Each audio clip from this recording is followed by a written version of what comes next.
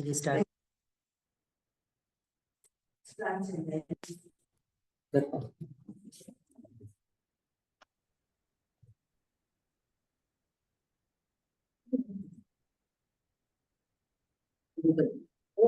పరమ గురుభ్యో నమః సర్వమహర్షిభ్యో నమః. ఓం గురు బ్రహ్మ గురుర్విష్ణుః గురుర్దేవో మహేశ్వరః గురు సాక్షాత్ పరబ్రహ్మ తస్మై శ్రీ గురవే నమః. ఈరోజు పరమ గురు చరణ సన్నిధి అనే విషయంలో మనందరికీ తెలుసు. కృష్ణమూర్తి వాళ్ళు ఫస్ట్ మొదటి దీక్షకు కావాల్సిన అవసరాల గురించి మాట్లాడినారు. అందులో వివేకం, వైరాగ్యం, సదాచారము లేదా సత్ప్రవర్తన, ప్రేమ అనే 4 విషయాలపైన చెప్పినారు. టాక్స్ ఆన్ దిస్ సబ్జెక్ట్ అనే దానిపైన లెగ్ బీటర్ వాళ్ళు, అనిబెసెంట్ అమ్మ వాళ్ళు ఎన్నో విషయాలు మనకి ఇంకా డీప్గా ఇచ్చినారు. ఆ విషయాల్లో వైరాగ్యం అన్న విషయం పైన దాంట్లో సబ్ డివిజన్స్ ఏమేమి మనము ఒక్కొక్క విషయాన్ని గురించి క్లీన్గా చర్చించుకోవచ్చు. అటువంటి దాంట్లో కోరికల విచ్ఛిన్నం అనే విషయం పైన ఈరోజు మనము టాపిక్ చేసుకుంటా ఉన్నాము.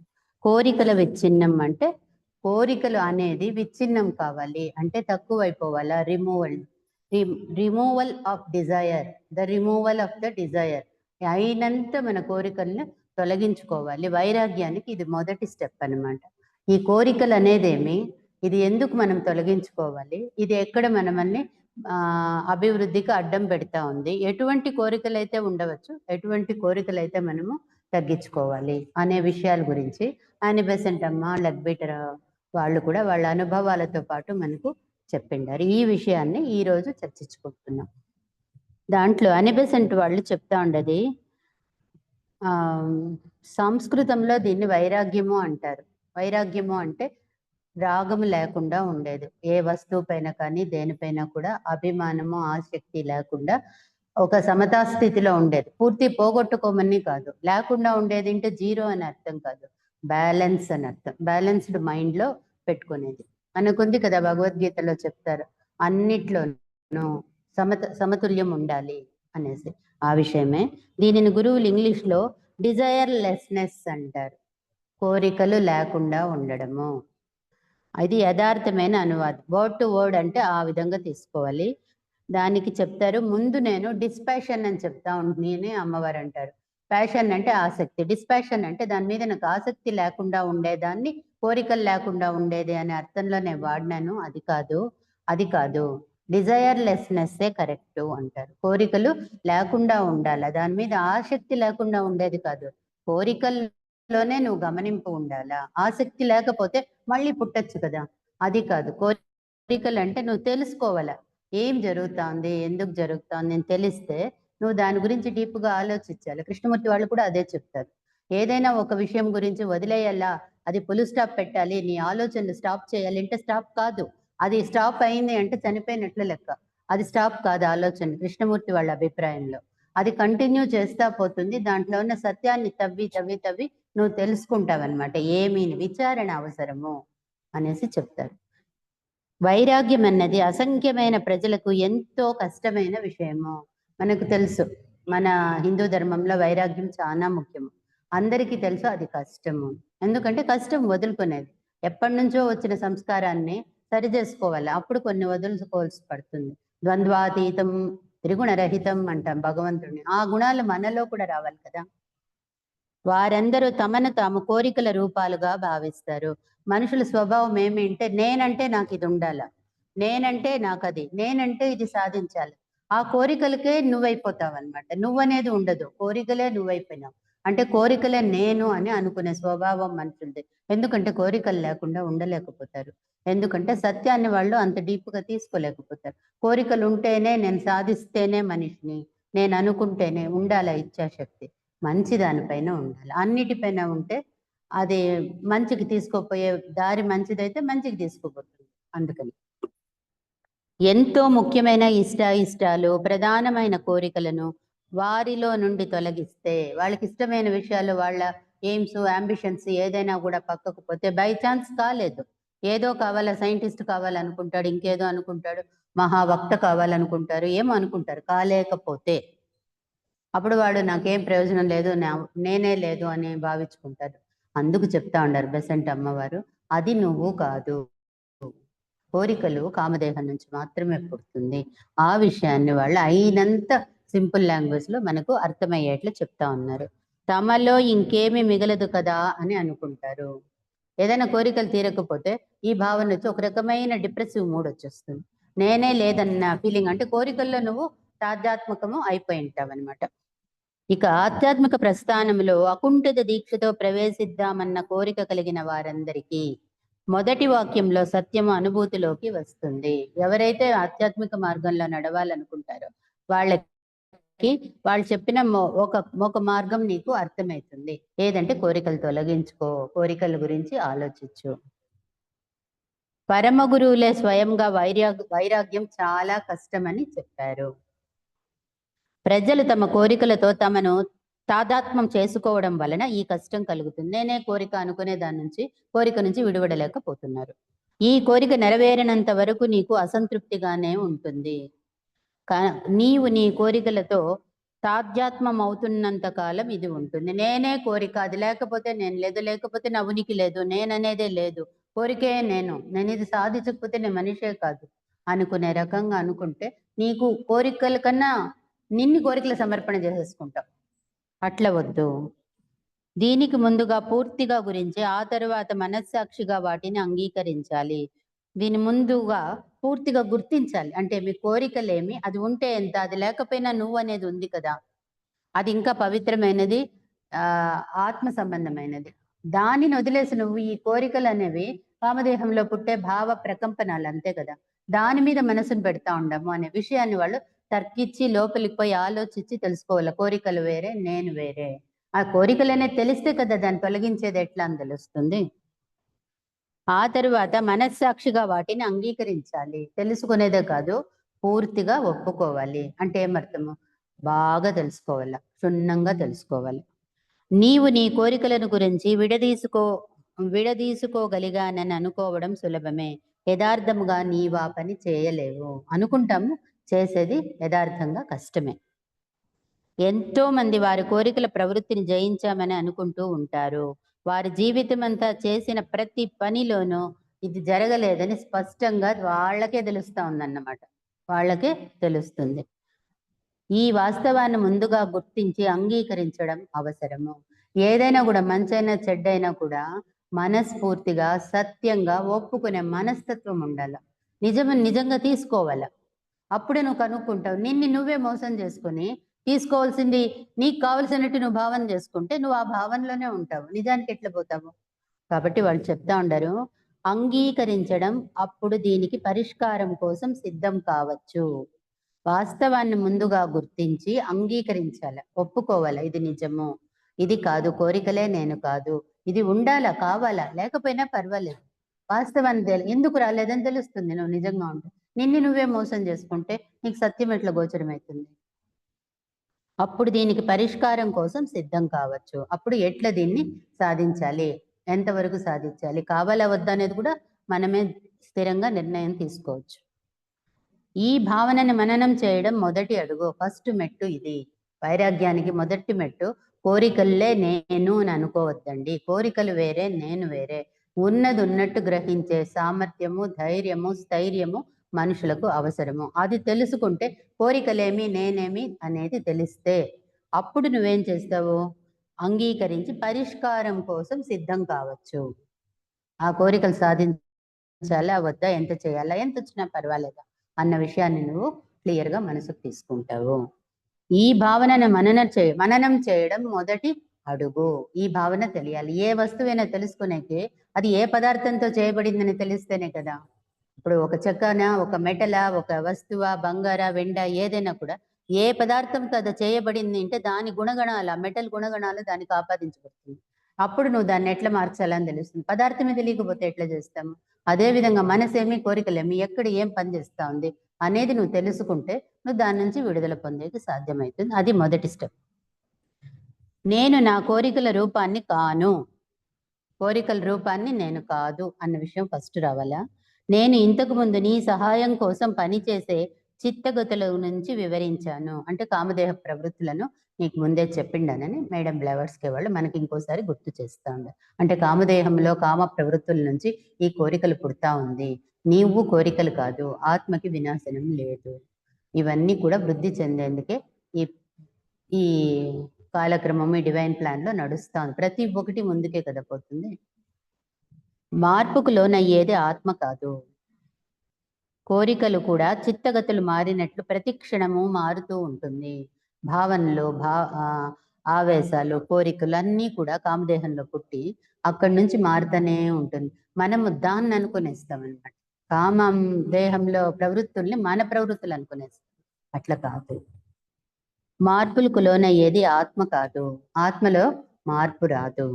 ఆత్మ ఏ మార్పులకు లోను కాదు. ఉదాహరణకి కొందరు ప్రజలు ఇలా అనుకోవడం నాకు తెలుసు అని బెసెంట్ వాళ్ళు చెప్తా ఉండారు మనకి. అడయారులో ఉంటే ఎంతో బాగుంటుంది కొందరు భావనలు చెప్తా ఉండారు. భవిష్యత్తులో జరగబోయే గొప్ప గొప్ప విషయాలు తలుచుకుంటే ఎంత బాగుంటుంది. ఆ నిమిషము అక్కడ వాళ్ళకి అట్లా అనిపించింది. అడయారులో ఎంత ప్రశాంతంగా ఉంది, ఎన్ని విషయాలు చెప్తారో, మనకి ఎంత తెలుస్తా ఉంది, ఇవన్నీ తెలుసుకుంటే మనకి ఎంతో బాగుంది కదా అనుకుంటారు. ఆ విషయాలను కూడా మననం చేసుకుంటారు, హ్యాపీనెస్ పొందుతారు. మళ్ళీ నెక్స్ట్ క్షణం ఏమి,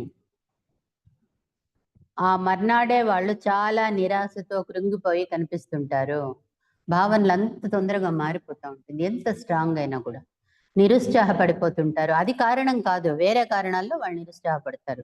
ఆ మూమెంట్ వాళ్ళకి అది కరెక్ట్ అనిపించింది, కరెక్టే. కానీ అంత తొందరగా భావనలు మారుతా ఉంది, కోరికలు కూడా మారుతుంది. మారుతున్న చిత్తగతులు ఉత్సాహ నిరుత్సాహ మొదలైన రూపాలేమి నీవి కావు. ఈ ఉత్సాహము నిరుత్సాహము రెండు నీది కాదు. ఇవి చిత్తగతులు అంటే కోరికలు, మనస్సు ఆడిచ్చే నాటకాలు. గతులు అంటే దారులు, చిత్తం చేసే డ్రామాలు. ఇవన్నీ కామదేహంలో మేఘాల్లా కదిలిపోయే స్పందనలు మాత్రమే. ఓన్లీ వైబ్రేషన్స్, అంత మాత్రమే. అది కామదేహంలో వైబ్రేషన్స్.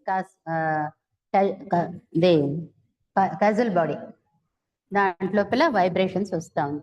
బాహ్యంగా ఏ ఒకరితోనూ సాన్నిహిత్యం ఏర్పడినందువలన కలిగిన ప్రేరణలివి. దేంతో మనం సంపర్కం పెట్టుకుంటామో ఆ వస్తువు యొక్క వైబ్రేషన్స్ మనకు తగిలి మనకు ఆ విధంగా ఫీల్ అవుతాము.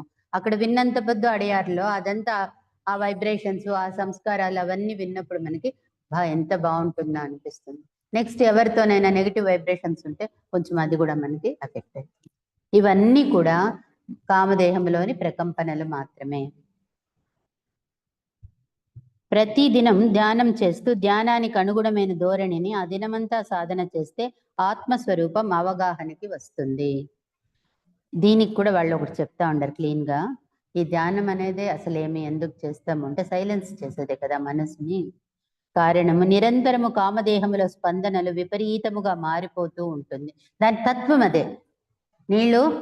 నీరు పల్ల మెరుగు నిజము దేవుడెరుగు అంటారు. నీళ్లు పల్ల మెరుగుతుంది, ఎక్కడైనా పోయి నీళ్లు డౌన్కే పోతుంది, పైకి పోతుంది, నీళ్లు పోదు. అదే విధంగా సత్యం ఎప్పుడు కూడా భగవంతుడికి తెలుస్తుంది. ఇది తెలుగులో మామూలుగా చెప్పే నానుడి. దీంట్లో నిరంతరము కామ శరీరములో స్పందనలు విపరీతముగా మారిపోతుంటుంది. ఎప్పుడు కూడా దాని స్వభావమే అదే. క్షణము కూడా కామదేహంలో స్పందనలు మారుతానే ఉంటుంది. రకరకాల ఆలోచనలు, రకరకాల భావనలు, ఉద్వేగాలు, అది కంటిన్యూగా జరుగుతూ ఉంటుంది. అది దాని తత్వం చేతనే ప్రతి ఒక్కరిని ప్రతిరోజు ధ్యానం చేయమంటారు. ఈ విపరీతాల నుంచి కొంచెంసేపు బయట వచ్చే దానికోసమే ధ్యానం చేయమంటారు. నీ కోరికల అలజడి తగ్గనంత వరకు నీవు సక్రమంగా ధ్యానం చేయలేవు. ఈ కోరికలు అనేది అడ్డం వస్తుంది అంటే కామదేహ స్పందనలు నీకు అడ్డుపడతా ఉంది. దాన్ని కొంచెము స్పీడ్ తగ్గించాలి. తగ్గించినప్పుడు నువ్వు కొంచెము సాధన చేసేకి సాధ్యమవుతుంది. నీవు తప్పకుండా నిజాయితీగా, ఈ వర్డ్ చాలా ముఖ్యం, ఏది చేసినా కూడా సిన్సియర్గా చేయాల, నిజాయితీగా చేయాల. ఎవరికి నిజాయితీ? నీకు నువ్వు నిజాయితీ.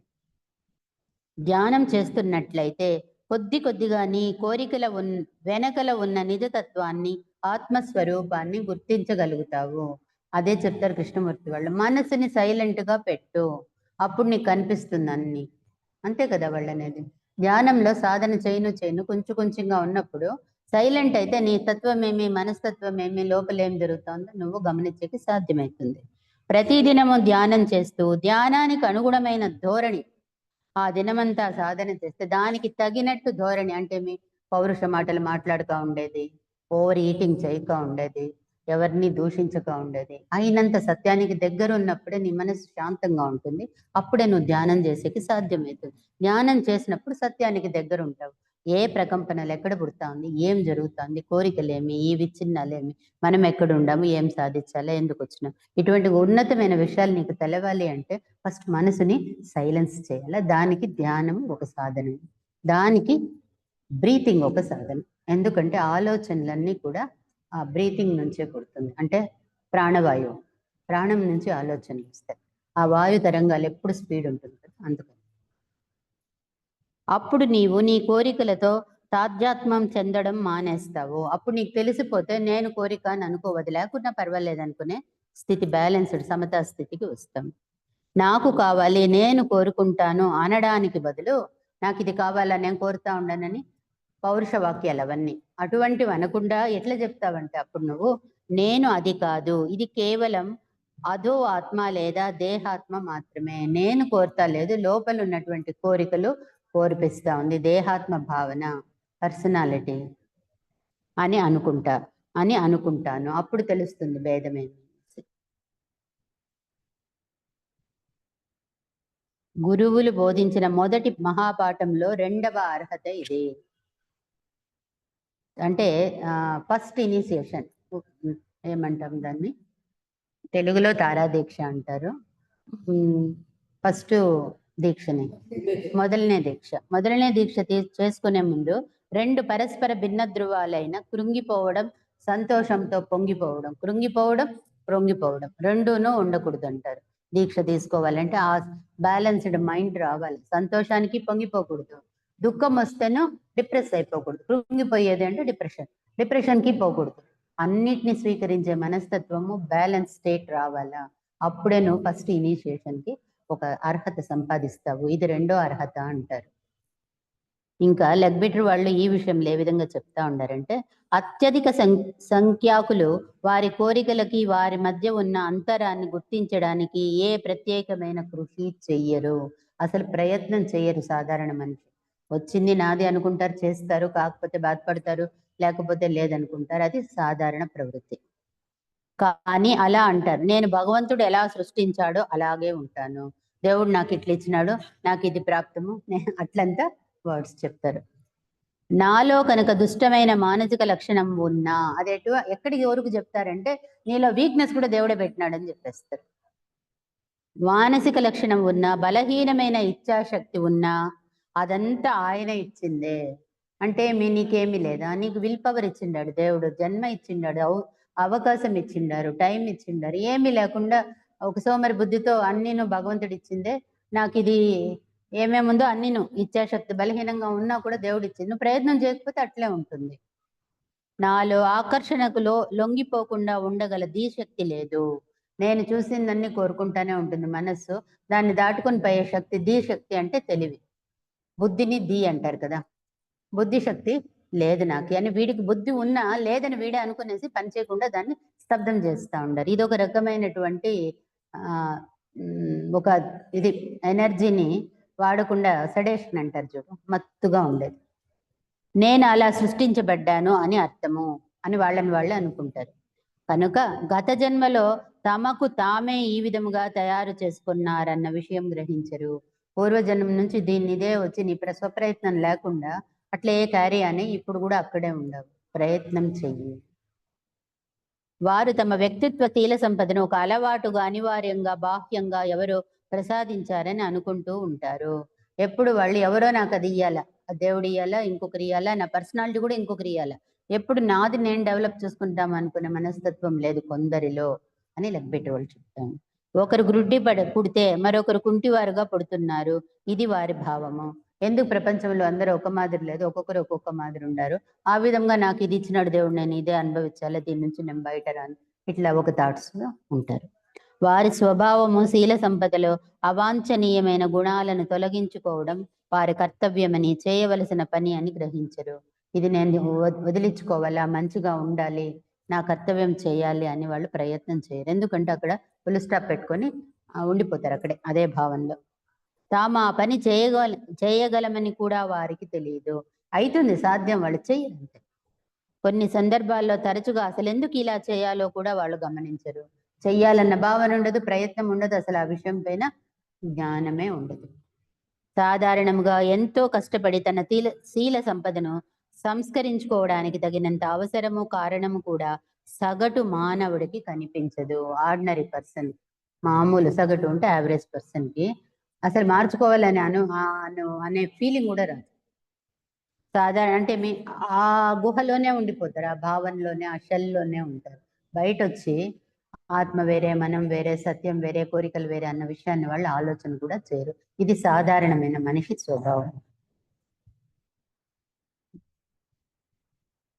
ఇంకొకటి, ఈ స్వర్గం పోతారు అది ఇది ఒక మాటలు ఉంది కదా, పుణ్యం చేస్తే అదంతా సాంప్రదాయకమైన భావన స్వర్గం వారికి చెప్పుకోదగినంత విసుగు చికాకులు కలిగిస్తాయని కూడా కొందరు భావిస్తారు.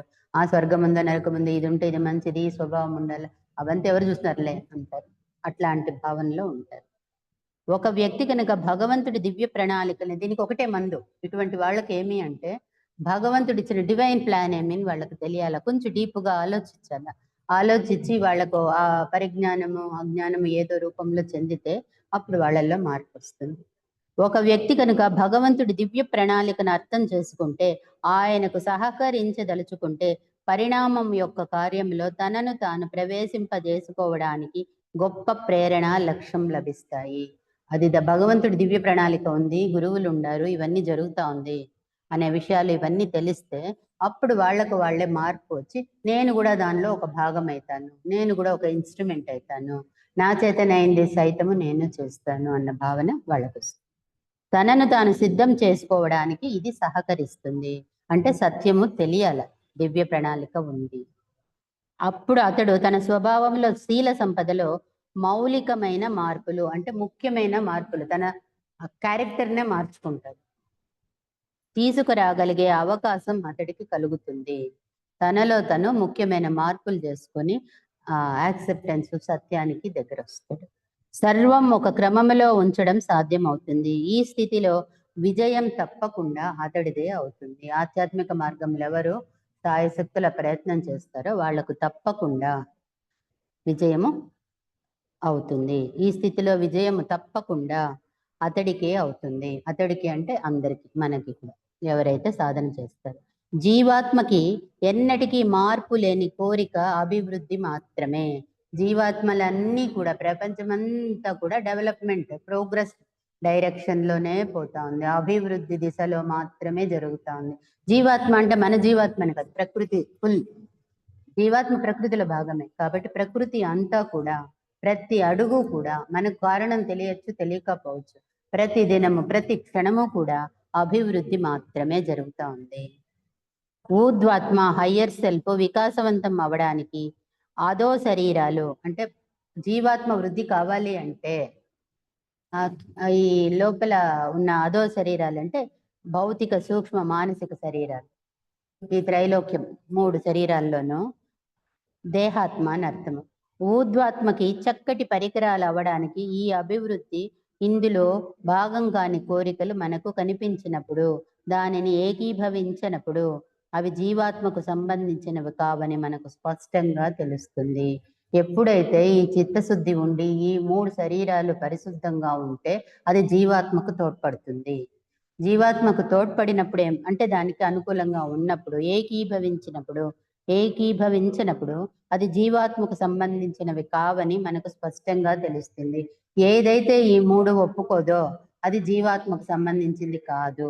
అన్నీ బాగున్నప్పుడు ఏది మంచిదో ఆ 3 శరీరాలకు అర్థమైతే అది జీవాత్మకు తీసుకుపోతుంది. అవి జీవాత్మకు సంబంధించినవి కావని మనకు స్పష్టంగా తెలుస్తుంది. నేను ఇది కోరుకుంటాను అని మనము అనము. నేను అనేది అక్కడ స్పష్టత ఏర్పడుతుంది. నా కామ జీవ రూపము, డిజైర్ ఎలిమెంట్స్ అంటే కామదేహం, దీనిని కోరుకుంటుంది అన్న విషయం వాళ్ళకి స్పష్టంగా అర్థమైతే వస్తుంది. దానికి అది కావాలి. నేను అంటే జీవాత్మ అభివృద్ధిని కోరుకుంటుంది. కామ శరీరం అది కోరుతా ఉంది, జీవాత్మ కోరుతా లేదు, నేను ఉన్నత స్థితిని మాత్రమే కోరుతా ఉండను, జీవాత్మ వచ్చిందే అభివృద్ధికి మాత్రమే అన్న భావన, సత్యము వాళ్ళు అర్థం చేసుకొని ఆచరణలోకి వచ్చేస్తారు. నేను దివ్య ప్రణాళికకు సహకరిస్తాను అని వాళ్ళు తెలుసుకుంటారనమాట. ప్రతి క్షణము మారుతున్న ఈ చిత్త ఉత్తుల కోరికలు నేను కాదు. ప్రతి క్షణం మారుతా ఉండే ఈ చిత్త వృత్తులు అంటే మనస్సులో చెప్పే రకరకాల భావనలన్నీ కూడా నేను కాదు. అతడిలో తీరని కోరిక, అసంతృప్తి కలుగుతున్నంత కాలము అతడి ఇంకా తనను తాను కోరికల జీవరూపంలో తాత్యాత్మం అవుతున్నానని గ్రహించగలరు. అది క్లియర్గా చెప్తా ఉండరు.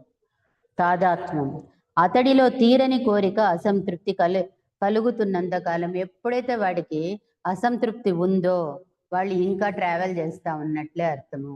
ఎప్పుడైతే తృప్తి వచ్చిందో వాళ్ళు ఒక స్టేజ్కు చేరుకున్నట్లు. తనని తాను కోరికల జీవ రూపంలో తాదాత్మ్యం అవుతున్నానని గుర్తించగలదు. ఎప్పుడైతే అసంతృప్తి ఉంది అంటే కోరికలు ఉంది, అప్పుడు నువ్వు ఇంకా కూడా దీంట్లోనే ఉండవు. అసంతృప్తిలో ఉన్నప్పుడు ఇంకా జీవాత్మ స్టేజ్లోనే ఉండవు. ఇవన్నీ పరమ గురువులను చూడని వారికి కలిగేవి మాత్రమే. ఇవన్నీ ఇంకా కూడా ఇనిషియేషన్ లేదు అంటే దీక్ష లేని వాళ్ళకి కానీ, లేకపోతే ఏ రకంగా దైవాన్ని గురువును పూర్తిగా స్వీకారం చేయకుండా ఉండే వాళ్ళకి కలిగే భావనలు. పరమ గురువులను కానీ ఉన్నత వ్యక్తులను కానీ మనం చూసినప్పుడు మనలో చెప్పలేనంత మార్పులు వస్తుంది. ఆయన సన్నిధిలో దివ్యకాంతిలో కోరికలన్నీ నశిస్తాయి. పరమ గురువులు కానీ ఒక్కసారి చూసినట్లయితే ఆ దివ్యకాంతిలో మన కోరికలన్నీ నశించిపోతుంది. ఆయనను రూపొందాలనే ఒకే కోరిక మిగులుతుంది. ఆయనలాగా మనం కూడా మారాలి అనే కోరిక మిగులుతుంది. ఈలోగా ఆయనని ప్రత్యక్షంగా కలుసుకున్న ఆనందం మిగులుతుంది. నీవు కోరుకుంటే అప్పుడు వైరాగ్యం లభిస్తుంది. అప్పుడు నీకేం అవసరం లేదనిపిస్తుంది. దానికి మించిన కోరిక లేదు, దానికి మించిన ఉన్నత స్థానం లేదు, అందుకన్నా మన భాగ్యం లేదన్న విషయం అర్థమైతే కోరికలు, చిన్న చిన్న కోరికల పైక మనసు పోదు. అప్పుడు వైరాగ్యానికి జాగా వస్తుంది. 80% వాళ్ళు దీని గురించి భగవద్గీత శ్లోకం ఒకటి చెప్తా ఉన్నారు. గీతా వాక్యాన్ని, ఇది మనకు మరోసారి గీతా వాక్యాన్ని స్ఫురింపజేస్తుంది. భగవద్గీతలో మ్యాటరే కదా. శబ్దాది విషయాలను స్వీకరించిన జీవుడికి ఆ విషయాలు తొలగిపోతున్నా వాటి వాసన పోవడం లేదు. పరమాత్మ దర్శనముతో వాసన విషయాలతో పాటే తొలగిపోతుంది. భగవంతుడి దర్శనమైనప్పుడు వాసనలే కాదు, విషయాలే కాదు, అన్ని తొలగిపోయి ఉన్నత స్థితికి పోతాము అన్నది భగవద్గీతలో ఒక శ్లోకం ఉంది. శబ్దాది విషయాలను స్వీకరించని జీవుడికి ఆ విషయాలు తొలగిపోతున్నా వాటి వాసన పోవడం లేదు. ఎంత ప్రయత్నం చేసినా కూడా శబ్దము అంటే ఈ పంచేంద్రియాలు ఏమేముందో, శబ్ద ఆది అన్ని వాసనలు, శబ్దము, ఇవన్నీ ఏమేముందో స్వీకరించని మానవుడి వాటిలో కంట్రోల్ తెచ్చింటే కూడా, ఈ పంచ తత్వాలు ఉన్నాయి కదా, వీటినంతా కూడా కంట్రోల్ తెచ్చినా కూడా వాటిలో విషయాల నుంచి తొలగిపోతున్న వాసన పోలేదు, ఇంకా దాంట్లో అటాచ్మెంట్ ఉంది. అట్లాంటివి సూక్ష్మంగా మనకు తెలియకుండా మనం ఎంత వైరాగ్యంగా ఉన్నాం అనుకున్న లోపల వాసనలు మిగిలి ఉంది. అది పరమాత్మని ఒక్క దర్శనంతో మాత్రమే, అంటే గురువులు, పరమాత్ముడు, శిష్యుడు, గురువులు, దేవుడు, అటువంటి వాళ్ళ సాంగత్యంలో పోతుంది. విషయ వినివర్తంతే అంటే భగవద్గీత సాంఖ్యయోగంలో మాట 59వ శ్లోకము. విషయ వినివర్తంతే నిరాహారస్య దేహినః రసవర్జం రపోశ్చస్య పరం దృష్ట్వా నివర్తతే. కోరుకోదగిన ఒక్క వస్తువు, ఒక్క దర్శనం కలిగితే చాలు, అంటే భగవద్ దర్శనం కలిగితే చాలు, కోరికలన్నీ మరణిస్తాయి. పరమ గురువుల దర్శనం వలన కోరికలు నశించడమే కాదు, కోరిక మూలమే నశిస్తుంది. ఆ వాసనలు కూడా ఉండవు మనకి. కోరిక అనేది శాఖోపశాఖలుగా విస్తరిస్తుంది. అది పుట్టిందంటే పోతుంది స్పీడ్గా. నీవు దాని కొమ్మలు నరికి వేసినా, ఎంత వద్దనుకున్నా కూడా దాని వేళ్ళు ఇంకా మిగిలి ఉండడం వలన అది ఉంటుంది లోపల ఎక్కడో. మళ్ళీ అవకాశం వస్తే, నీళ్లు పోస్తే మొలకొచ్చినట్లు ఏదన్నా అవకాశం వచ్చినప్పుడు మళ్ళీ కోరికలు బయట వస్తుంది. కొత్త కొమ్మలు పుట్టుకొస్తూనే ఉంటాయి. పరమ గురువుల సమైక్య స్థితి పొందడం వలన, పరమ గురువులతో కానీ సమైక్య స్థితి వాళ్ళతో కూడుకొని వాళ్ళతో పాటు ఉన్నట్లయితే వేళ్లతో సహా కోరికలన్నీ నశిస్తాయి. అంటే ధ్యానం చేసి ఎప్పుడు వాళ్ళు చెప్పిన మాటలు విని వాళ్ళు ఏం చెప్తున్నారన్న ధ్యానంతో అయినంత గురువులకు దానికి సాధనలో ఉండాలి. అందుకే చెప్తారు జపం నాస్తి పాపం అని. జపం చేస్తా చేస్తా చేస్తా ఉంటే ఆలోచనలు దూరం పోతా ఉంటుంది. ఫస్ట్ పాయింట్ అది భగవంతుడికి దగ్గర చేరుస్తుంది. పాస్ట్ ఉండదు, ఫ్యూచర్ ఉండదు, ప్రజెంట్లో ఉంటాం. ఇటువంటి మంచి వాడుకల్లో ఉంటే కొంచెం దగ్గర పడతాం అన్నమాట మామూలు మన వ్యవహార స్థితికి. దీనికన్నా ముందే నీవు తీవ్రంగా సంకల్పిస్తే వైరాగ్య స్థితి పొందవచ్చునని గురువు అంటారు. నువ్వు ఇంకా ప్రయత్నం చేస్తే ఇచ్ఛాపూర్వకంగా తొందరగా నువ్వు వైరాగ్య స్థితి చేరేకి సాధ్యమవుతుంది. ఈ 3 పదాలు నీవు కనుక సంకల్పిస్తే, నీవు కనుక సంకల్పిస్తే అని 3 పదాలు. అంటే నిన్ని నువ్వు చెయ్యాలి అని అనుకుంటే, బలమైన ఇచ్ఛాశక్తి ఉంటే, చెయ్యాలి నేను అని అనుకుంటే చాలా ప్రాధాన్యం కలిగినవి ఈ 3ను. ఏమేమి? నీవు కనుక సంకల్పిస్తే, నువ్వు అనుకుంటే, నీకు నువ్వు స్థిరమైన మనసులో నేను ఉండాలి, ఇది చెయ్యాలి అని అనుకుంటే, ఎందుకంటే ఉంది నీకు ఆ శక్తి, అది చెప్తా ఉండదు. మనకి ఎక్కువ కష్టం ఉన్నదో చూపిస్తాయి. ఇది ఒక సామర్థ్యం కాదు, ఇది పూర్తిగా ఒక పని చేయాలనుకునే నిశ్చితమైన సంకల్పము. కష్టం ఉన్నా కూడా సంకల్ప స్థితి బలంగా ఉంటే ఇచ్ఛాశక్తితో సాధన సాధ్యము. లౌకిక విషయాల్లో ఎంత ఇచ్ఛాశక్తితో నీవు వ్యవహరిస్తావో అంతే ఇచ్ఛాశక్తితో నీవు ఆధ్యాత్మిక ప్రస్థానంలోని కార్యాల్లో పనిచేయగలిగితే నీ అభివృద్ధి చాలా వేగవంతం అవుతుంది. ఏదైనా ఒక ప్రాజెక్ట్ ఎత్తుకొని అది చెయ్యాలి అంటే నువ్వెంత ఎనర్జీ వేసి ఫోకస్ చేసి చేస్తాం కదా. మామూలు వ్యవహార విషయాల్లో ఒక వంట చేయని, ఒక ఆఫీస్లో పని చేయని, ఏదైనా అయిపోయింది అంతే ఎనర్జీ, అంతే ఇచ్ఛాశక్తి. అంటే రిటర్న్ రావాలని మనం చూస్తాం అక్కడ, ఇది లోపల వస్తుంది, దానికన్నా ఎక్కువ జరుగుతుందంట, ఇంకా బాగా జరుగుతుందంట. నీ అభివృద్ధి చాలా వేగవంతం అవుతుంది, నీలో జ్ఞానం అనేది వృద్ధి చెందుతుంది. ఇంకొక విషయము, ఎంతో మంది తాము వైరాగ్యం పొందాలనుకునే అభిలాష వ్యక్తం చేస్తుంటారు. చాలా మంది నేను ఉండాలా, నేను అట్లుంటాను, నాకు అది ఇష్టము, అయినంత వీటిపైన వ్యామోహం వద్దు, అట్లని ప్రయత్నం చేస్తాం అనుకుంటారు. అదే సమయంలో అనేక కోరికలలో చిక్కుకొని వాటి వలన ఎంతో అసంతృప్తికి లోనవుతుంటారు.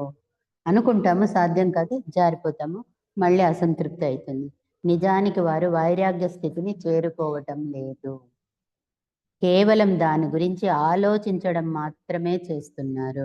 ఆలోచన లెవెల్లో ఓకే, సాధన చేతల్లో లేకుండా పోతుంది. ఇది కూడా పైన సాగుతుంది. ఆలోచన కూడా, అంటే మీ ఇచ్ఛాశక్తిని పెట్టమంటా ఉండరు అక్కడ. అంతరంగంలో దేహాత్మతో వారు ఆ పని చేయడం లేదు, అంతరంగంలో దేహాత్మతో ఆ పని చేయడం లేదు. ఈ విషయంలో మనల్ని మనము ప్రశ్నించుకోవడం మంచిది. నువ్వే నిన్ను అంతరంగంలో చూసుకోవాలా. మన అంతరంగంలోకి లోతుగా వెళ్ళి అన్వేషించి పరిశోధించి మనలో ఉన్న అవరోధ రూపమైన కోరికలనన్నింటినీ తొలగించుకోగలిగామేమో లేదా తెలుసుకోవాలి. ఇంటర్నల్ జర్నీ నిన్ను నువ్వు గమనించుకుంటే తెలుస్తుంది. లేదు వద్దనుకుంటే పైన ఉంటాం, మాటలు మాత్రం ఉంటుంది, ఆలోచనలు మాత్రం ఉంటుంది, పని ఉండదు, సాధన ఉండదు, ఇచ్ఛాశక్తి ఉండదు. అప్పుడు నువ్వు చేసేందుకు అవకాశం ఉండదు, మళ్ళీ టైం పడుతుంది, లేట్ అవుతుంది. అందుకనే వాళ్ళు చెప్తారు, సిన్సియర్గా ఉండు, నీకు నువ్వు సిన్సియర్గా ఉండు. దివ్యజ్ఞాని తరచుగా తన కోరికలన్నింటినీ తొలగించుకుంటానని అనుకుంటాడు. ఇది నిజంగా చాలా ప్రాథమికమైన విషయం అని అనుకుంటాడు. ఏముంది తగ్గించుకోవచ్చులే అని సులభమని అనుకుంటారు. అలాంటి ప్రాథమికమైన విషయాలే ఎంతో లోతైనవి. పై ఉన్న వాటిని అతడు తొలగించుకోవచ్చును, అవి మరో రూపంలో పుట్టుకొస్తాయి. కాబట్టి అతడు వాటిని తొలగించుకున్నాడో లేదో చెప్పడం చాలా కష్టమైన విషయం, ఎవరికి వాళ్ళు తేల్చుకోవాల్సి ఉంటుంది. అదృష్టవశాత్తు ఈ దశలో పూర్తిగా కోరికల నుండి విముక్తి కావాలని చెప్పలేదు. ఎప్పుడు గురువులు ఆ విధంగా శాసిచ్చి హింస పడే మాదిరి చెప్పరు. కోరికల నుంచి నువ్వు బయట వచ్చే అన్నారు, సాధన చెయ్యి, తెలుసుకో అంటారు. విముక్తి కావాలని చెప్పలేదు. ఇంకా ఇటువంటివి కొన్ని వేళ్లతో నిలిచి ఉన్నప్పటికీ కొందరిలో కొంచెము శేషం ఉన్న వాసనల కోరికలు ఉన్నా కూడా గురువులు ఇనిషియేషన్ ఇస్తారు. వాళ్ళు కరుణామూర్తులు. వాళ్ళు ఇచ్చి నిదానంగా దాన్ని కూడా తొలగించి నిన్ను ప్యూరిఫై చేస్తారు. తారాదీక్ష ఇవ్వడం జరుగుతుంది. ఆ తరువాత ఆ కోరికలను వేళ్లతో సహా నిర్మూలించాలి. నిజంగా ఆ దీక్ష తీసుకొని ఇంకా కూడా తొలగించాల్సిన పని ఉందన్నమాట. అంటే మిగిలి ఉంటుంది వాసనలు, కోరికలు. దాన్ని మనం తొలగించే ప్రయత్నం చేయాలి. గురువుల ఆశీర్వాదం ఇప్పుడు ఇనిషియేషన్ అయింటుందో, దీక్ష అయింటుందో వాళ్ళ ఆశీర్వాదం మన మీద ఎప్పుడూ ఉంటుంది కదా. దాంతో పాటు మన ప్రయత్నము చేసి ఆ మిగిలిన వాసనలు కూడా తొలగించుకోవాలి. అయినప్పటికీ ఇప్పుడే పూర్తిగా కోరికలన్నీ నిర్మూలించడం మంచిది. ఇంకో జన్మకు పెట్టుకోవద్దండి. ప్రయత్నం ఏదో ఇప్పుడే చేయండి. ఇప్పుడే చేసి కోరికల్ని తగ్గించుకోండి. ఎప్పుడు పవిత్రమైనప్పుడు గురువులు నిర్ణయించుకుంటారు కదా. అందువలన మన అభివృద్ధి వేగవంతంగాను, మృదువుగాను, సరళంగాను సాగుతుంది. కూల్గా చేసుకోమంటారు, ఆత్రాలు పడేది కాదు. గమనించుకొని నిదానంగా తొలగించుకోండి. ఇది ఆచరణ సాధ్యమే, ఖండితంగా సాధ్యమయ్యే విషయమే. కష్టమని అంటాము, ఆచరణలో చేస్తా వస్తే సాధ్యమే. మనకి ఆచరణ సాధ్యం కాని విషయాలని ఆచరించమని మనకు గురువులు ఎప్పుడూ సూచించిన లేదు. ఎప్పుడు గురువులు నీ చేత కాని పని, నీ ఓవర్లోడ్ నీకు ఇచ్చి చెయ్యి అని బలవంతంగా చెప్పేదో చేసేదో చెయ్యరు. దాని టైం వచ్చినప్పుడు జరుగుతూ ఉంటుంది. నీ ప్రయత్నం చేయమంటారు. వాళ్ళ ఆశీర్వాదం మనకి ఎప్పుడు ఉంటుంది. కాకపోతే మన నైతిక స్థైర్యాన్ని, సహిష్ణుతను, ఈ రెండు మాత్రం గురువులు చూస్తారంట. నైతిక స్థైర్యము, నైతికము అంటే నిజాయితీకి సంబంధించిన ధైర్యము. స్థైర్యం అంటే ధైర్యము, శక్తి. ఎంత నిజాయితీగా నువ్వు ఉండవో అన్నది గురువులు చూస్తారు. అంటే నువ్వు నీ లోపల నువ్వు ఎట్లుండవు, ప్యూర్, అబద్ధం చెప్పేది కాదు, మోసం కాదు, నైతిక స్థైర్యం అంటారు. అది సహిష్ణుత, ఓర్పు, శ్రద్ధ, శబూరి, ఓర్పు, ఇవన్నీ ఎంత భాగం నీలో అనేది వాళ్ళు ఫస్ట్ గురువులు చూస్తారు. పరీక్షించి అంశాలు ఎన్నింటినో మన ముందు ఉంచుతారు. అవి చూసుకొని ఆ టెస్ట్లో మనం పాస్ అయ్యేకి నీకు చిన్న చిన్న టాస్క్లు ఇస్తా వస్తారు. నువ్వు చూసుకునే ఆ టాస్క్ నువ్వు చేస్తా ఉంటే వాళ్ళు గమనిస్తారు పైన. అతి వేగంగా మన అభివృద్ధి సాధించదలుచుకుంటే ఈ పనులన్నీ చేయక తప్పదు. గురువులు ఇచ్చిన టాస్క్ని నువ్వు పూర్తి చేయాలి. ఆ ఇచ్చిన కార్యాన్ని, టాస్క్ అంటే కార్యం, ఆ కార్యాన్ని నువ్వు చేయాలి. ఎట్లా చేయాలా? నైతిక స్థైర్యంతో, ఆమెటికి సహిష్ణుత, ఓర్పుతో, పేషెన్స్, శ్రద్ధ, సబూరి, వీటిలో అంతా పెట్టుకొని నువ్వు సాధన చేస్తే గురువులు నిన్ను వాచ్లో పెట్టుకుంటారు. కాబట్టి అన్ని పనులు చేయక తప్పదు. ఆ ఒక్క టెస్ట్ నువ్వు పాస్ కావాల్సి ఉంటుంది. అంతేకాని అది కూడా నీ చేత అయితేనే వాళ్ళు ఇస్తారు, లేకపోతే ఇవ్వరు. ఓవర్లోడ్ అంతా పెట్టరు గురువులు. నీకు ఎంత సాధ్యమో అంతే. కొంచెం ఉండంగానే నిన్ను స్వీకరించి నిన్ను అభివృద్ధిలోకి తీసుకొస్తారు. వివేకం ద్వారా అత్యధిక సంఖ్యాకులు వేటిని కోరుకుంటారో మీకు చూపించారు. వివేకం ద్వారా అత్యధిక సంఖ్యాకులు వేటిని కోరుకుంటున్నారో మీకు చూపించారు. అధికారం, ధనం అనేది సాధించవలసిన మహోన్నతమైనవి కావు. ఎంతసేపు అధికార దాహము, ఓవర్ ధనం కావాలా, డబ్బు కావాలి, డబ్బు ధనం మీద జగత్ కావాల్సిందే. అన్ని సాధనలకి డబ్బు కావాలి. ఓవర్ కావాలని దాని మీదే మన జీవితాన్ని అంతా పెట్టకూడదు. కేవలం మాటలతో కాక నిజంగా ఈ అనుభూతి పొందగలిగితే వాటిపై కోరిక నశిస్తుంది. దాంట్లో ఎంత సత్యం ఉంది అన్న విషయం నువ్వు తెలుసుకుంటే నీకు దాని మీద ఉన్న కోరిక తక్కువైపోతుంది. ఏది? అధికారం, ధనం. ఎవ్వరు ఓవర్ ధనం ఉండేవాళ్ళు సుఖపడినట్టు చరిత్ర లేదు. అధికార దాహం ఉంటే కొనక తీసుకుపోయి ఎక్కడోదా వదులుతుంది మనిషి. అధికారం, ధనంపై కోరిక అనేక ముసుగుల్లో, అనేక రూపాల్లో కనిపిస్తుంది. ఈ పక్క వద్దంటారు, ఇంకొక పక్క కావాలంటారు. ఆ దాహం అటువంటిది. ధనంతో సంబంధమే కాక సామాజిక రాజకీయ ప్రభావం రూపంలో కూడా అవి కనిపిస్తాయి. అధికారం అంటే రాజకీయాలు ఉంటాయి, ధనంతో పని ఉంటుంది. అత్యధిక సంఖ్యాకులు వీటన్నింటికన్నా ఎక్కువ ధనాన్నే కోరుకుంటారు. చాలా మంది అధికారానికన్నా డబ్బును ఎక్కువ కోరుతారు. ఎందుకంటే సుఖభోగలాలస. స్వభావరీత్యా ఇది అంత అభిలాషణీయమైనది కాదు. ఇది మంచిది కాదు. ఎప్పుడు డబ్బే ఓవర్గా కావాలనుకునేది మంచిది కాదు. ఇది కోరికలను పెంచడమే కాక, ఎందుకు ఆ సబ్జెక్ట్ తీసుకొస్తున్నారంటే కోరికలు పెంచుతాయి ఇవంతా. రుచులు తగ్గించుకోమని చెప్తాము. మనం ఎక్కువ వాసనలు చూస్తూ ఉంటే రుచులు తినాలనిపిస్తుంది. నీకు కోరికలు, అధికారాలు ఇవన్నీ ఉంది అంటే, డబ్బు, అధికారం అంతా వస్తే కోరికలు పుడుతుంది. కాబట్టి వాటిని కూడా ఒకంత దూరం పెట్టండి. ఇది కోరికలను పెంచడమే కాక సంతోషాన్ని కూడా కలిగించదు. ఖండితంగా సంతోషం అనేది రాదు. తృప్తి ఉంటే మాత్రమే సంతోషం వచ్చేది. అప్పుడుదా మనకు దేవుడిచ్చిన టైం విలువ తెలిసి ఆ టైంని మనం మంచిగా వాడుకుంటాం. ధనవంతులు మనం ఒకసారి పరిశీలించినట్లయితే వారేం ఆనందంగా జీవిస్తున్నట్లు కనిపించదు. అదే సామాజిక రాజకీయ అధికార విషయాల్లో కూడా వర్తిస్తుంది. ఇది మాయాజాలాంతరం తప్ప బంగారు కాదు. బంగారు మాదిరి కనిపిస్తుంది కానీ బంగారు కాదు. అన్నీ ఉన్నట్లు ఏమీ లేనట్లు. జ్ఞాని అయిన వాడు నిజంగా తెలుసుకున్నవాడు జీవితం ఏమి, మనకిచ్చిన కాలం ఏమి, మనం ఏం బతుకుతాండం, ఏం ఎత్తుకొచ్చినాం, ఏం తీసుకుపోతాం, ఎందుకు వచ్చినాం, ఏం చెయ్యాలి, ఇవన్నీ జ్ఞాని లక్షణాలు. ఇటువంటివన్నీ తెలిసిన వాళ్ళు తనకు లభించిన దానితో తృప్తి పడగలరు. భగవద్గీత బోధిస్తుంది, లభించిన దానినే ఉపయోగిస్తూ అతడెంతో ఆనందంగా జీవిస్తాడు. భగవంతుడు కావలసినంత ఇస్తారు, తక్కువేమీ లేదు. నీ ప్రాప్తం ఏముందో దానికన్నా మించే ఉంటుంది. దానిని నువ్వు సద్వినియోగం చేసుకోవాలి జీవితకాలంలో. దానిని ఉపయోగిస్తూ అతడెంతో ఆనందంగా జీవిస్తాడు. మరేదో కావాలని ఆశిస్తూ సమయాన్ని, శక్తిని అనవసరంగా వ్యర్థం చేసుకోవద్దు. ఇది చాలా చాలా ముఖ్యమైన పాయింట్. దేవుడిచ్చిన కాల పరిమితి మనకు చిన్నది. దాంట్లో ఆ శక్తి, సమయం మనకు భగవంతుడు ఇప్పుడు ఇంత అవకాశం ఇచ్చిండారు అంటే అది మన అదృష్టం.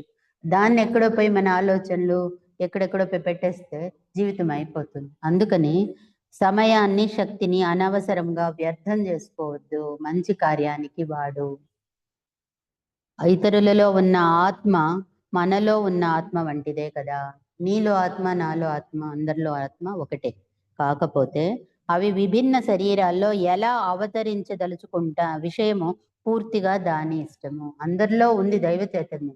కాకపోతే ఎవరి ఇష్ట ప్రకారంగా వాళ్ళు ఉంటారు. వాళ్ళ ప్రారంభ కర్మలో, వాళ్ళ బుక్కు, వాళ్ళ డైరీలో ఏముందో పూర్వజ పరజన్మలంతా దాని ప్రకారంగా ఆత్మ ఆ రకంగా పోతా ఉంటుంది. ఇది మనకి సంబంధించినది కాదు. అంటే ఏమర్థము? ఇతరుల విషయాల్లో జోక్యం చేసుకోవాలనే ధోరణులన్నీ కూడా తొలగించుకోవాలి. ఇతరుల విషయాల్లో నువ్వు జోక్యం చేసుకోవద్దు. ప్రతి ఆత్మ వృద్ధి చెందుతా దాని దారిలో అది నడుస్తూ ఉంది. అంటే నీకు సంబంధం ఉండే వాళ్ళకి చెప్పచ్చు అంతే. ప్రతి ఒక్కరి దాంట్లో నువ్వు ఇంటర్ఫియర్ కావద్దు అని మనకి జాగ్రత్త చెప్తా ఉండరు గురువులు. అది కూడా అమ్మవారి మేనిఫెస్టోలో చెప్తా ఉంటారు. నీ స్వధర్మం అయితే తప్ప ఇతరుల విషయాల్లో జోక్యం చేసుకునే హక్కు నీకు లేదు. స్వధర్మం అంటే బిడ్డల్ని సాకేది మన ధర్మము, సంసారం కాపాడుకునేది మన ధర్మము, కష్టం వస్తే పని చేయాల, అది అటువంటివన్నీ చేయాలి మనం. స్వధర్మం అంటే వేరే వాళ్ళది అనవసరంగా పోయేది, వాళ్ళని కామెంట్లు చేసేది, అవన్నీ కూడా ఎనర్జీ వేస్ట్, టైం వేస్ట్, నీ మనస్సు చెడిపోతుంది, నెగిటివ్స్ చేర్చుకుంటాం. ప్రకృతి సిద్ధంగా సహజంగా ఒక వ్యక్తి మీద నీకు నియమితమైన అధికారం ఉన్నప్పుడు, ప్రకృతి సిద్ధంగా అంటే మన బిడ్డలు, మన భర్త, మన సంసారం, మన వాళ్ళు, అటువంటి ప్రకృతిగా మనకు వచ్చింది మాత్రమే అది నీ స్వధర్మము. ప్రతి ఒక్కరికి ఇంత అలాటెడ్ డ్యూటీ ఉంది. నీ స్వధర్మం అది నువ్వు సక్రమంగా చెయ్యి. నీ పిల్లల విషయంలో లేదా కర్మ సంబంధాల విషయంలో సేవకులు నీ వద్ద పనిచేసే శ్రామికుల విషయంలో జోక్యం చేసుకోవడం నీ ధర్మము. అంటే మంచిగా జోక్యం చేసుకో, వాళ్ళని చెడు చేయమని కాదు. అటువంటి వాళ్ళకి మంచి చేయాల్సి వస్తే మంచి చేయాల్సిన బాధ్యత, డిపెండెంట్స్, నీపైన బాధ్యత ఉన్న వాళ్ళకి, అంటే మన సేవకులైతే అయిపోయి, అది కాకుండా నీ వద్ద పనిచేసే శ్రామికులు, నీ కింద పనిచేసే వాళ్ళు 30 మంది ఉంటారు, 100 మంది ఉంటారు. అటువంటప్పుడు వాళ్ళ బాధ్యత నీదే అవుతుంది. వాళ్ళని 24 hours నీ దగ్గర పనిచేసినప్పుడు వాళ్ళ కష్ట సుఖాలు భరించాల్సింది, తెలుసుకోవాల్సింది, సాధ్యమైతే తీర్చాల్సిన బాధ్యత నీది. అటువంటి స్వధర్మాన్ని నువ్వు చెయ్యి, అంతేకాని అనవసరంగా ఇంకొకరి విషయాల్లో పోవద్దు. అయితే ఒక పిల్లవాడి మీద నీకున్న ఆధిపత్యం అతడిని రక్షించేదిగానే ఉండాలి. ఏది చేసినా పాజిటివ్గా మంచిగా చేయాలి అంతే. ఇప్పుడు ఈ విషయంలో లెగ్బెటర్ వాళ్ళు చెప్పేస్తారు, ఇంకొంచెం చెప్తే ఈ సబ్జెక్టు పూర్తవుతుంది. భగవంతుడు దివ్య శక్తి ప్రతి వ్యక్తి నుండి ప్రసరిస్తూనే ఉంటుంది. వాళ్ళు ఇంకొక సత్యం చెప్తా ఉండరు లెగ్ బీటర్ వాళ్ళు. ప్రతి ఒక్కరిలోనూ దివ్యశక్తి ఉంటేనే కదా ఆకృతి ఉంది, మాట్లాడుతా ఉన్నాం, ప్రయత్నం చేస్తూ ఉండము. అసలు జన్మనే దివ్యశక్తి. ఆ దివ్యశక్తి బయట ప్రసరిస్తానే ఉంటుందన్నమాట. ఆ శక్తి దానికి స్వీయ గమనాన్ని వదిలివేయడం మంచిది. అది ఏ రకంగా పోవాలనుకుంటుందో దాన్ని అట్లే వదిలేయండా అని అంటా ఉండరు. ఒక వ్యక్తి తన పనిని అత్యుత్తమంగా చేయలేకపోయినా అతడి పనిలో కొన్ని తప్పులు దొర్లినా, ఒక పని చేయాలనుకుంటే పూర్తి ఎఫిషియన్సీలో వాళ్ళ వల్ల కాకపోవచ్చు. ఎవరి వల్ల కాదు, ఆ మాటకు వస్తే వాళ్ళ శక్తికి ఎంత ఉందో అంత చేస్తారు. అతడు కనుక నిజాయితీతో తన విధులను నిర్వహిస్తుంటే దాంట్లో ఆ విషయం చూడండి. వాడి ఎఫర్ట్ వేసి వాడు ఎంత కష్టపడచ్చో, వాడి శక్తి సామర్థ్యాలన్నీ ఉపయోగించి వాడి పనిని నిజాయితీగా చేసినప్పుడు పూర్తి చేసినట్లే. వాడి శక్తికి ఎంత అయిందో అంత చేసి తాను చేయగలిగినది సాయశక్తుల వాడి శక్తి ఎంత ఉందో మొత్తం శక్తిని ఉపయోగించి అకుంఠిత దీక్షతో ఎంత ఎనర్జీ వేసి సింగిల్ పాయింట్ వ్యూ. అకుంఠితం ఉంటే ఇది మూక్కపోయేది, అట్లా లేదు. వాడి దీక్ష పూర్తిగా ఎత్తుకొని ఫుల్గా ఎనర్జీ వేస్ట్ చేస్తే అది మంచిదే, డెవలప్ అవుతాడు. కొన్ని సందర్భాల్లో ఒక వ్యక్తి చాలా నేర్పుతో నైపుణ్యంతో చాలా మర్యాదగా మృదువుగా ఒక సలహాని ఇవ్వవచ్చును. అనేక సందర్భాల్లో ఇది కూడా అసందర్భమే. నేను మంచి చెప్పినాను కదా అనేసి ఏదో తెలివితేటలతో నేను నీకన్నా ఉన్నతంగా ఉన్నానన్న భావన నీలో పుట్టి నువ్వేదో వాడికి మంచి చేయాలని అనవసరంగా మాట్లాడితే అది కూడా అసందర్భమే, తప్పే. అనవసరంగా ఇంకొకరి విషయాల్లో ఏమీ జోక్యం చేసుకోవద్దు. ఎవరి ఎట్టి పరిస్థితుల్లోనూ ఏ ఒక్కరిని ఇలాగే చేయమని నిర్బంధించకూడదు. ఎవరిని నువ్వు ఏ పరిస్థితుల్లో ఫోర్స్ చేయొద్దు. తెలుసుకుంటారు, టైం వస్తుంది, చెప్పాల్సిన టైంలో చెప్తాం. మన బిడ్డలైనా కూడా అంతే. మన వ్యవహారాలను చక్కబెట్టుకోవడం మన ప్రథమ కర్తవ్యం. ప్రతి వ్యక్తి తన పనులకు తానే కర్త, అది చెప్తా ఉంటారు. ప్రతి వ్యక్తి కూడా మనం ఏం చేస్తామో దానికి బాధ్యులు మనమే. మనం ఎవరి విషయాలకు పోకుండా మన విషయాలు మనం చేసుకొని మనం ఏం మంచి చేయాలో చేయగలిగితే అదే మన డ్యూటీ అనేసి గురువులు చెప్తా ఉంటారు. ఈరోజు ఈ కోరికల విచ్ఛిన్నమైన సబ్జెక్టు పూర్తయినది. Thank you sir for giving me this great opportunity.